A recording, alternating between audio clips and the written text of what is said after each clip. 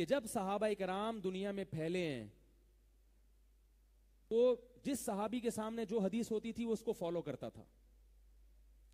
یہ شروع میں ایسا ہوتا تھا, جس صحابی کے سامنے جو حدیث آئی انہوں نے اس کو فالو کرنا شروع کر دیا, کیونکہ ان کے سامنے دوسری حدیث موجود نہیں ہوتی تھی. ایسا بھی بعض روایت میں آتا ہے گریبان کھول کے نماز پڑھی, کیونکہ نبی کو گریبان کھول کے نماز پڑھتے ہوئے دیکھا. اب یہ اختلاف جو ہے نا امت میں پھیل گیا.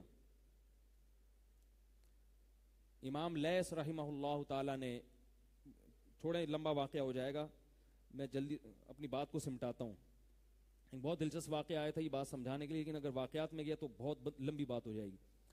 تو اب یاد رکھو, جب یہ صحابہ تابعین دنیا بھر میں گئے ہیں تو بہت سارے اختلافات ہونا شروع ہو گئے. ایک کی رائے یہ ہوتی تھی, دوسرے کی رائے یہ ہوتی تھی. تو جیسے حدیثیں دنیا میں جب بہت زیادہ پھیلی ہیں تو عمر ابن عبدالعزیز نے حکم دیا کہ حدیثوں کو مدون کیا جائے, کھرے اور کھوٹے کو الگ کیا جائے, حدیث کو باقاعدہ ریٹن فارم میں بولو نا لایا جائے, لکھا جائے. تو حدیثیں مدون ہوئی ہیں. امام احمد ابن حنبل کی مسند تھی, بلکہ سب سے پہلے امام مالک کی موطا وجود میں آئی تحریری شکل میں. امام مالک رحمہ اللہ تعالی کی موطا, حدیثیں تھیں مگر مدون نہیں ہوئی تھی.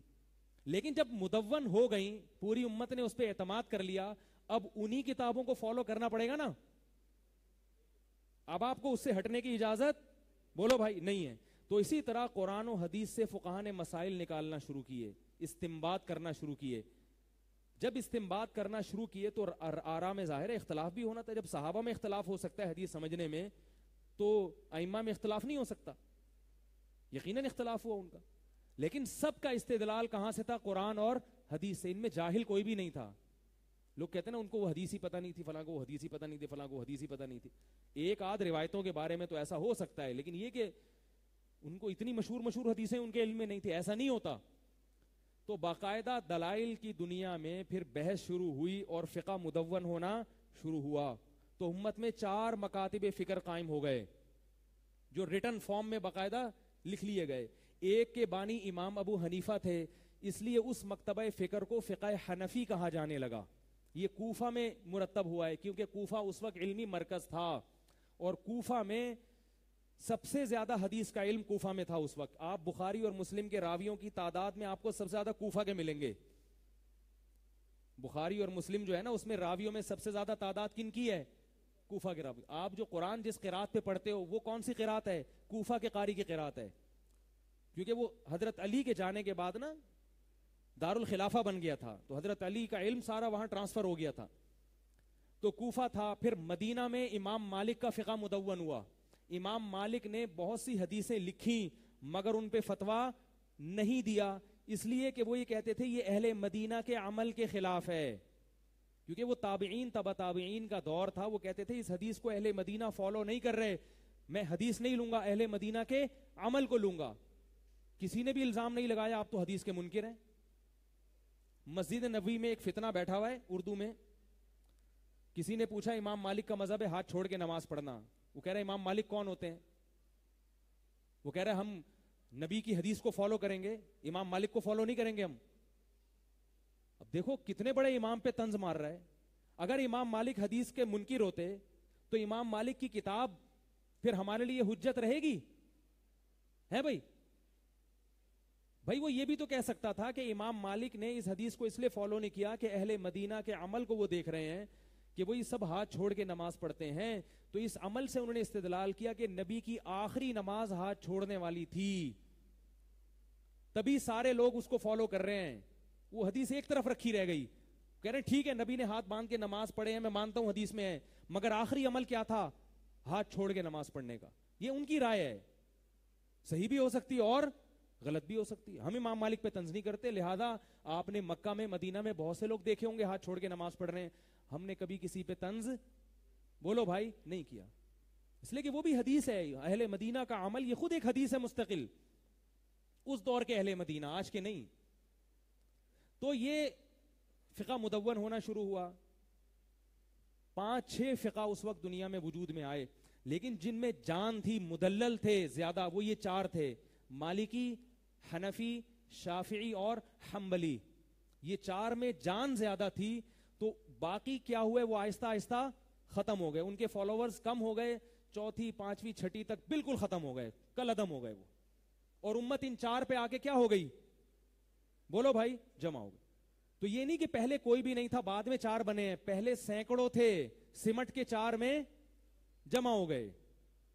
اب 4 میں جب جمع ہو گئے تو اب ان میں جو اختلاف ہے یہ اختلاف قرآن و سنت پہ دلائل کو پھیرنے کے بعد ہوا ہے. یعنی کوئی اختلاف آیا تو قرآن و سنت پہ پھیرا گیا, اس میں بہت سے مسائل میں اتفاق ہو گیا اور بہت سو میں اختلاف باقی رہ گیا. اب ہم کہتے ہیں جن میں اختلاف باقی رہ گیا ان کو قیامت تک باقی رہنے دو, اس کو ختم کرنے کی کوشش, ورنہ سوائے لڑائی کے کچھ بھی نہیں ہوگا. ورنہ آپ ادھر رفع الیدین کے سنو گے, میرے پاس آؤ گے, میں ترک رفع الیدین کے دوں گا, پھر جب میں دوں گا تو آپ ان کے پاس جاؤ گے جواب لینے, پھر جب جواب لے کے آؤ گے تو میں اس کا جواب دوں گا. تو میں بھی ساری زندگی یہی کروں گا اور آپ بھی ساری زندگی یہی کریں گے. اس کے علاوہ ہاتھ کچھ بھی نہیں آئے گا, کچھ بھی نہیں آئے گا. یہ جو لوگ کہتے ہیں نا مسئلہ حل ہو گیا, ہم ادھر کے دلیل دی خاموش کر دیا, اس لیے خاموش کر دیا کہ دوسرے کے پاس آ کے اس کا جواب نہیں پوچھا. اس نے دوسرے کے پاس آ کے, کوئی پڑھا لکھے کے پاس آ کے جواب پوچھتے تو وہ اب اتنا معقول جواب دیتا کہ پھر آپ واپس جاتے, پھر وہ کچھ دیتا, پھر آپ آتے, پھر وہ نتیجہ کیا نکلتا. خدا کی قسم ایک رفع الیدین کا قیامت تک مسئلہ حل نہیں ہو سکتا, باقی تو آگے بڑے بڑے پڑے ہوئے ہیں. تو اس لیے امت نے ان بحثوں کی جو فائلیں ہیں وہ لپیٹ دی ہیں. جب یہ 4 فقہ مدون ہو گئے تو امت اس کام سے فارغ ہو گئی. امت نے کہا اب ان چیزوں کی طرف دیکھنے کے بجائے ان میں سے کسی ایک کو فالو کر لو اور باقی سب کو صحیح سمجھو. آئی بات سمجھ میں؟ ایک کو فالو, لوگ کہتے ہیں پھر 4 میں سے 4 کو کیوں نہیں, 4 کو کرنا ممکن نہیں ہے, ایک چیز ممکن نہیں ہے. جب اختلاف آئے گا تو ایک کو فالو کرو گے نا. عوام کو اگر اجازت دے دی جائے تو عوام پھر خواہشات کو غلام بنا لے گی, خواہشات کا غلام بن جائے گی. پھر کبھی جہاں آسانی نظر آ رہی ہے ادھر لڑکے گی, ادھر آسانی نظر آ رہی ہے ادھر لڑکے گی. اس کی مثالیں ہیں, وقت بہت زیادہ ہو گیا ہے, تو اس لیے بھائی ایک کو فالو کر لو, اس میں آسانی, اور صدیوں سے اس پر عمل ہوتا آ رہا ہے. تو کیا ہے اس میں, کون سی ایسی خرابی ہے بھائی؟ ہاں اگر جو ہے وہ اختلاف پھیلانا ہے تو پھر فروعی مسائل اٹھاؤ. پھر آپ دیکھ لیں کہ انجینئر صاحب آج کل آئے ہوئے ہیں, پوری امت پہ کیچڑ اچھالنا ان کا کام ہے. بدتمیزی, بڑے بڑے علماء کو بابا کہہ کے اور پتہ نہیں کیا کیا برے القاب سے. ابن تیمیہ رحمۃ اللہ علیہ کو کہا کہ ایک بابا 7ویں صدی میں پیدا ہوا تھا وہ شیخ الاسلام بنا ہوا ہے, ایک بابا امام سبکی پیدا ہوا تھا وہ شیخ الاسلام بنا. یہ بزرگوں کے نام لیے جا رہے ہیں. آج کا 15ویں صدی میں پیدا ہونے والا ایک بچہ اتنے بڑے بڑے مشائخ, اتنے بڑے بڑے اکابر کا نام کیسے لے رہا ہے؟ وہ پیدا ہوا تھا, وہ یوں ہوا تھا. تو اپنے باپ کا جتنا احترام کرتے ہو کم از کم اتنا تو کر لو. اور پھر عوام پوچھ رہی ہے دلائل, میں نے کہا یہ ہے کون جس کے دلائل کا ہم جواب دیں؟ یہ کون سے ادارے سے فارغ ہے, اس کو کس نے یہاں لا کے بٹھایا ہے؟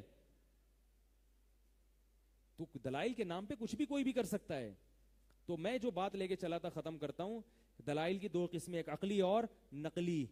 تو نقلی دلیل جو ہے یہ بھی باقاعدہ ایک دلیل ہے, بشرطے کہ جس کی نقل مار رہے ہیں وہ برحق ہو, اس کا برحق ہونا دلیل سے ثابت ہو. اب آپ کو پیپر خود بھی نہیں آتا اور آپ کسی کی نقل بھی نہیں مار رہے تو مرو گے یا نہیں مرو گے؟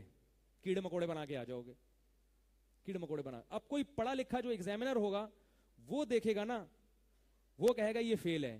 پبلک دیکھے گی, پبلک کہے گی اس نے اتنا کچھ لکھا, اتنی آیتیں لکھی, تو یقیناً یہ زیادہ پڑھا لکھا ہے. تو پبلک کی گواہی کا اعتبار نہیں ہوتا, علماء کی گواہی کا اعتبار ہوتا ہے. آج پبلک کہہ رہی ہے کہ یہ مولوی صاحب صحیح ہیں, یہ والے صحیح ہیں, یہ والے صحیح ہیں, یہ والے صحیح ہیں, پبلک کا اعتبار نہیں ہے. پبلک کا اعتبار ہوتا نا تو ہمارے ایک دوست کو اتنے نمبر نہ ملتے. ہمارے ایک دوست نے اسلامیات کا پیپر دیا, کیسے دیا آپ کو بتاؤں جلدی جلدی. ہمارے ایک دوست تھے, انہوں نے خود اپنا واقعہ سنایا, کہہ رہے جب اسلامیات کا پیپر میرے سامنے آیا تو میرے اوسان خطا ہو گئے, مجھے کچھ بھی نہیں آتا تھا. اس میں لکھا تاریخ کے چند مشہور بزرگوں پہ ایک نوٹ لکھیں.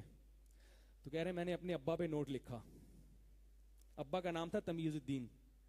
کہہ رہے ہیں حضرت تمیز الدین دامت برکاتہم سن 1900 فلاں میں پیدا ہوئے, آپ کے اتنے کارنامے, آپ کی کتابوں کے نام فضول کوئی نام نہیں تھا, وہ کتابوں کے نام ڈال دیے. پھر ایک بزرگ لایا, ایک اور بزرگ فرض کیے, پتہ نہیں مولوی ستار حسین, اتاریہ نقشبندیہ قادریہ لگا دیا ان کے آگے, کچھ ایسے کر کے کہہ رہے 99 نمبر ملے مجھے, کیونکہ ٹیچر نے کہا کہ یار کوئی یہ ہم سے بھی بڑا فنٹر ہے. ٹیچر نے کیا کہا, یہ کوئی ہم, کیونکہ ٹیچر بھی تو جاہل تھا نا, اسلامیات کے تو ٹیچر ہی ظاہر جاہل تھا بیچارہ، تبھی تو ٹیچر لگائے اسکول میں، گورنمنٹ کے اسکول میں. پڑھا لکھا ہوتا تو وہ کچھ اور کام کرتا. تو وہ ٹیچر بھی فارغ ہوتے ہیں. تو وہ ٹیچر بہت متاثر ہوا کہ یار یہ کیا بزرگوں کی، اس نے تو مجھے بھی نہیں پتا، اسے کچھ پتا ہی نہیں تھا. تو اب اس کے 100 میں سے 99 کہہ رہے ہیں نمبر 100 آنے چاہیے تھے، 99 اس نے احتیاطاً ایک نمبر کاٹ دیا نا، کہ تاکہ یہ سمجھے کہ ٹیچر اس سے بھی زیادہ قابل ہے، اس نے اس کی کہیں نہ کہیں کوئی غلطی پکڑ لی ہے. یہ بھرم رکھنے کے لیے ٹیچر نے ایک نمبر کاٹ لیا کہ ہم تم سے کم نہیں ہیں، ہمیں بھی پتا ہے کیا صحیح ہے کیا غلط ہے. یہ چل رہا ہے مارکیٹ میں بھائی. تو علماء کو فالو کرو، علماء کے پاس جاؤ. وہ علماء جو مدارس سے صدیوں سے چلے آ رہے ہیں، نئے نئے پروفیسر آ رہے ہیں، کسی نے ایک تفسیر لکھ دی بیٹھ کے، کسی نے ایک درس قرآن شروع کر دیا، کسی نے ایک کتاب لکھ دی، لوگ اس کو پڑھ رہے ہیں، ان کے لفاظی سے لوگ متاثر ہوتے ہیں. تو یہ امت یتیم نہیں ہے، صدیوں سے ہمارے مدارس چلے آ رہے ہیں. اگر غلط ہوتے ہیں ان میں تو صحیح بھی انہی میں پیدا ہوں گے. جیسے ڈاکٹروں میں اگر غلط ہوں گے تو صحیح بھی کس میں ہوں گے؟ ڈاکٹر ہی ہوں گے. تو اسی طرح اگر مولویوں میں غلط مولوی ہیں تو صحیح بھی مولوی ہی ہوں گے دین کے لحاظ سے. ان کا دامن چھوڑو گے تو ٹریک سے اتر جاؤ گے. اللہ تعالیٰ اس امت کو فرقواریت کی لعنت سے بچائے اور اتفاق اور اتحاد پیدا فرمائے. وہ اتفاق جو ہمارے نبی ہمیں دے کر گئے، ہمارا خود ساختہ اتفاق نہیں. سبحانک اللہم و بحمدک، نشہد ان لا الہ الا انت، نستغفرک و نتوب